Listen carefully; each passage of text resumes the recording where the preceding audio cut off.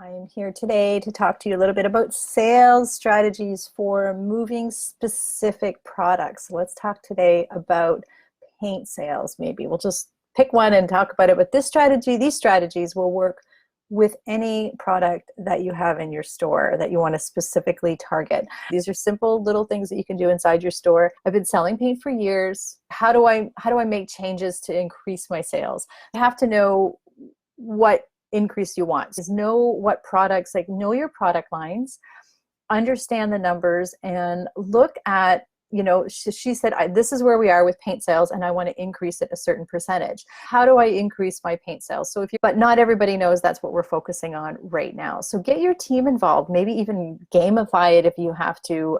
Also, it's really good just for your team to know anytime you're doing any promotions, or focused promotions. This is where promotion calendars come in place. It's all about the paint this week or whatever your product. This will work with anything else. So that means letting customers know too. So I know that sounds funny. We have a tendency to think that everybody knows. Everybody doesn't know that you're the paint lady. We think they do. I'm like, doesn't everybody know that I teach creative shop owners? No, not even everybody that's maybe watching right now knows that that's what I do. Maybe they land at your store page for a reason, or they've been in your store, but they were buying candles, or they were in your store because they were buying giftware. Not everybody knows. Remember, everybody doesn't know, so I want you to talk about it. Talk about that product. Focus your conversation about your product. And I don't mean selling. I don't mean like, come buy this paint. I mean, when you're showing yourself on Facebook Lives painting, or showing tips, or showing around the store, or whatever your images, whatever, by the way, did you know we sell ABC paint, or whatever it is.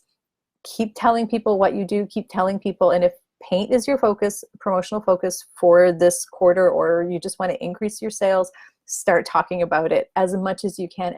And I would do that through Facebook Lives. I would do it in store. I would do it on posts for Facebook. I would do it on Instagram. Not everybody knows. So just keep reminding yourself of that. The third strategy that I wanted to talk about today is having a really good, honest look at your display and where the paint is. Is it really that obvious what it is? Is it just paint on a shelf in the back? Again, we have a tendency, we put a shelf up, we put our paint on, and we leave it there. Is it clean and tidy and pretty? Like, have a really good, honest look at your own display. And is it intuitive to a customer who does not know what this is? Remember, everybody doesn't know what we do. I'm a big believer in sample boards, and as many samples, I mean, that grows in time, but having, product on paint. We have a half painted chair sitting in front of our display, having signage that explains exactly what it is. So is it really like displayed to the best of your ability? Has it been changed in a while? So I love seeing how retailers display paint. The fourth thing, and this is a silly thing, but it is magical. This is the fourth way to sell a product in any category. And some of you will say, of course, and some of you will say, I didn't really think about that. It's lighting.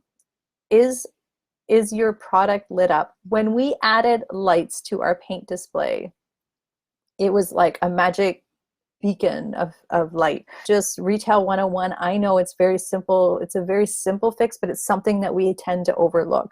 It dramatically increased our sales of paint just by adding spotlights. And we just bought, I'm not talking going out and buying all these fancy retail lights. I think we bought $7 IKEA lights and put them on our display. We bought the ribbon LED lights, I think that's what you call them, like they're tape, and then we put them underneath our shelves because all our paints were on shelves, and we put the light strips underneath the shelves to light up all our paint. Our paint sales significantly increased when we lit up our displays. And so the last fifth strategy, is offering free demos. I have spoken to this, I know, before. This is not new for some of you who have been on my lives before, or in any of my Paintpreneur Inner Circle groups or my coaching. I am a big believer in showing and telling, showing my customers what they can do with our products, how they could style the curtains, how the brushes work, whatever it is, like even having a candle burning is a free demo. We are in an industry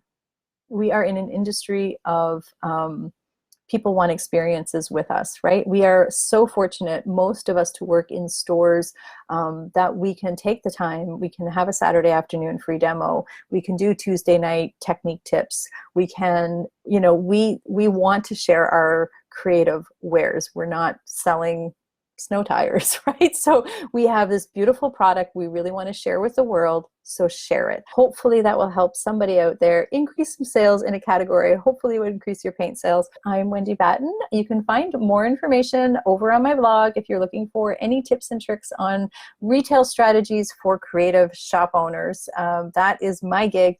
I'm at wendybatten.com. I have a blog series all there with all kinds of sales tips on there as well too. So there's more there if you'd like. So thanks so much for joining me, everybody. See you soon.